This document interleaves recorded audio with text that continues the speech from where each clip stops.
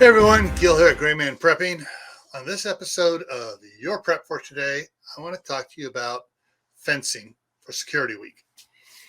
Now, some of you are going to go the wrong way on this, and no, I am not talking about Three Musketeer type fencing with foils and epées and sabers and stuff like that. I'm talking about the fencing that surrounds your property.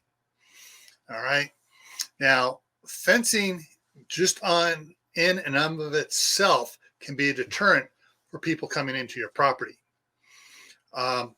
White picket fence, people low white picket fence.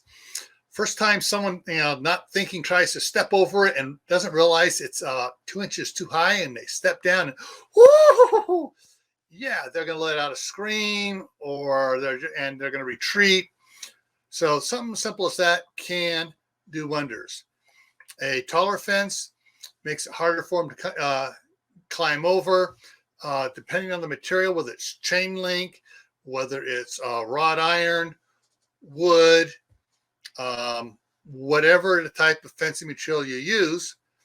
You need to figure out how it's going to work for you, how it's going to look, if it's a look you like or not, and whether it's going to do the job you want it to do.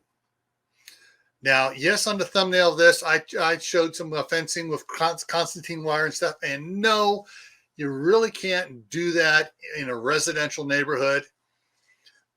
But the idea is to have something that's going to deter people from trying to get into your property.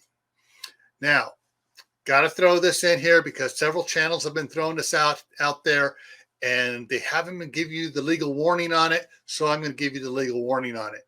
If you have a wooden fence and you put a bunch of nails sticking up through it, you're liable for damage, for hurting somebody, because that's considered premeditated in a lot of states, especially New York and California and Washington. If you have a stone wall and you embed glass in the mortar on top of it, that's considered premeditated trying to hurt somebody. All right. And even if you have a fence, you can't go out there when the stuff starts going bad and then have pre-made boards with nails sticking on it and just screw them to the side up there by the fence. So anyone that reaches over is going to grab a handful of nails, even if it's just temporary. No, that's not a good thing to do. You gotta be careful and not put yourself in a legal bad spot, because the event may not be a SHTF event. It may not be a Tawaki event. It just may be, some riots going on. So you need to make sure you're doing things right and legal so you can't get in trouble. All right.